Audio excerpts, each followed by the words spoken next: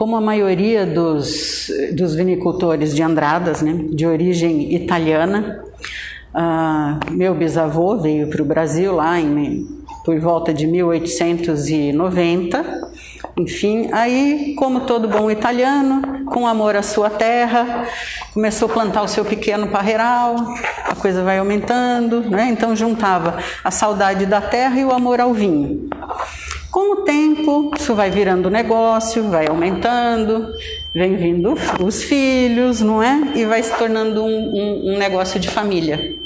Então, a marca, como marca, surge já na época do meu avô, Giacomo Bertoli, né? Então, nós já estamos na 4ª geração.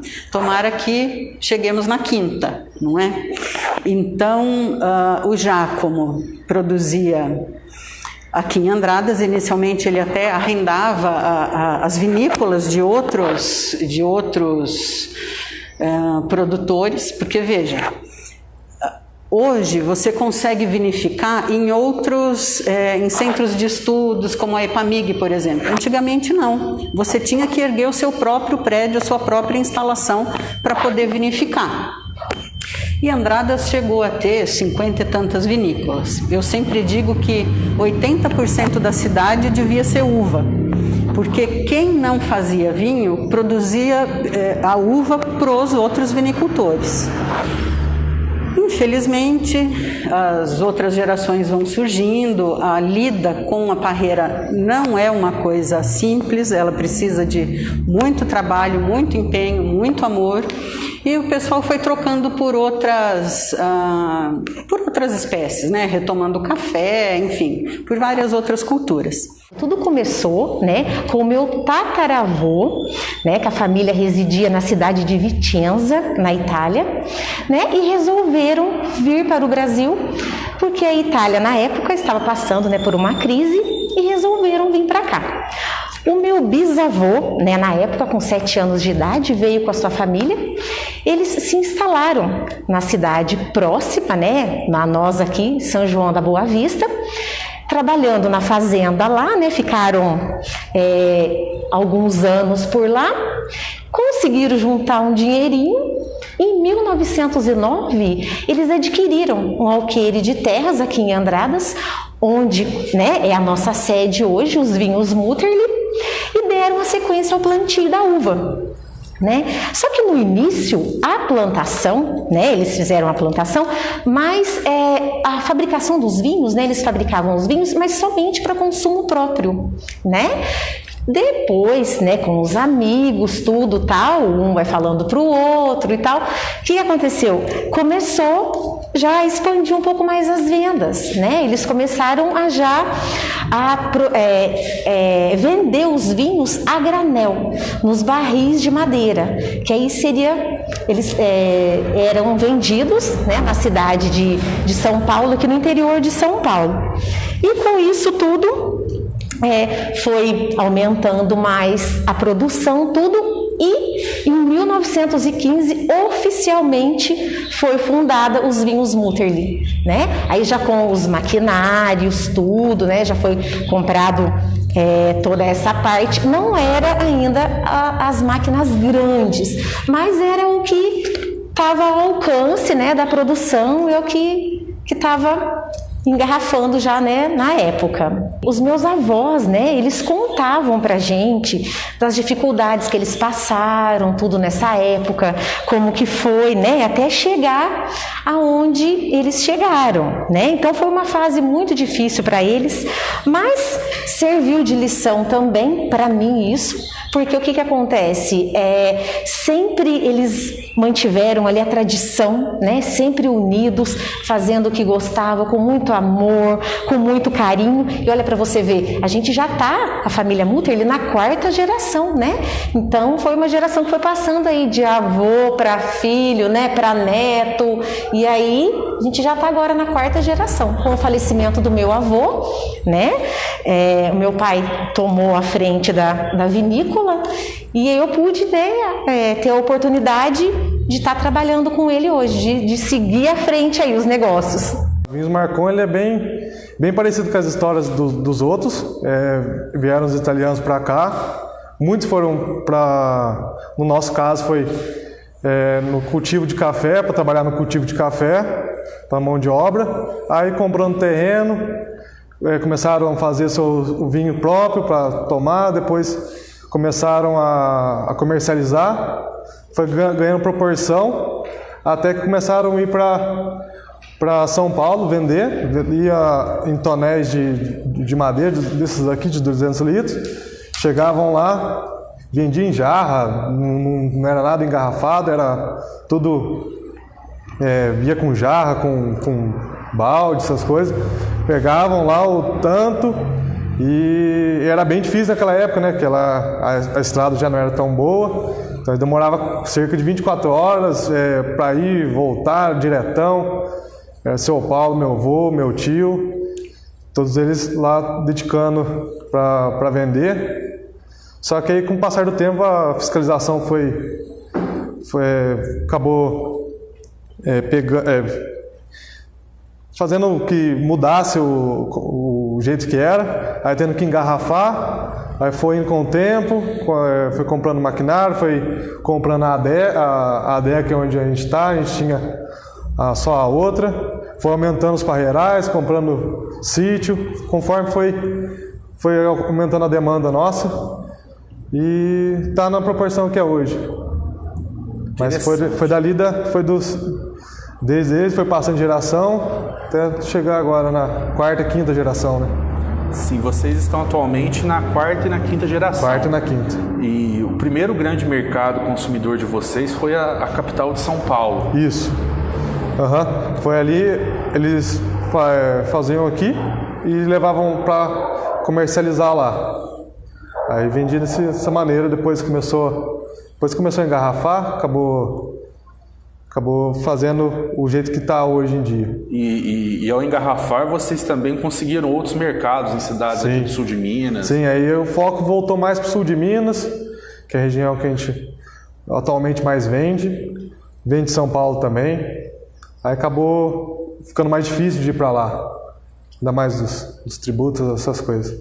Nossa empresa ela começou, né? Mas assim, como pode dizer, pelo meu avô, seu Geraldo Marcon, né? Que foi o fundador da vinícola, foi o fundador. Na verdade é a quinta geração. Nós estamos na quinta geração. Porém, meus bisavós faziam a plantação de uvas e tudo mais, mas que deu-se mais com força foi com meu avô. Ele em sociedade fundou 2 vinícolas na cidade, a Vinhos Marcon e na época a Bipiamar, Sociedade Vinícola Piagentina e Marcon, né, naquela época. E depois desse período aí, ele em sociedade, saiu da sociedade e montou uma vinícola para ele, certo? Montou uma vinícola para ele, onde que ele foi lá no sítio nosso, lá onde, e fundou a Campino, mas nem foi em si o meu avô que fundou a Campino, né? Não foi ele. Meu avô, na época, fazia todo o vinho que ele fazia, ele vendia a granel. Entendeu? Ele vendia a granel, esse vinho vendia para outras indústrias, estaria engarrafando esse vinho, né? E com o passar do tempo, meu avô faleceu, meu pai, seu Luiz Carlos Marcon, veio tomar frente da vinícola, e assim com meu pai, deu-se a marca Campino. Né, deu-se a marca Campino, mas já víamos de muito tempo atrás fabricando vinho. Aí começou em 1980 a marca Campino, né? Em 80 e pouco começou-se a marca Campino, e depois em 2000 a marca Casa Geraldo, um pedido dos clientes, né, por em busca de produtos de maior qualidade, de uvas diferenciadas e tudo mais. Então começou-se a Casa Geraldo. Depois disso, em 2000 se deu a Casa Geraldo Vinhos Finos. Interessante seu relato, que nos demonstra que o começo de tudo foi a venda a granel. E essa venda a granel do vinho, ela era vendida para quais mercados, principalmente? Então, a venda principalmente era de garrafão, né? Aquela venda de vinho de garrafão. O pessoal vinha, pegava o garrafão de vinho e enchia no tonel mesmo, né? Isso eu presenciei inúmeras vezes, né? Começamos assim pequenininho, né? E tudo mais. E com o passar do tempo, né, começamos a engarrafar o vinho, né? Depois o pessoal começa a pedir muito e tal, e começamos a engarrafar o vinho. A família, ela começou a produzir vinho em 1902, mas ela teve uma imigração italiana de 1888, que eles vieram para o Brasil.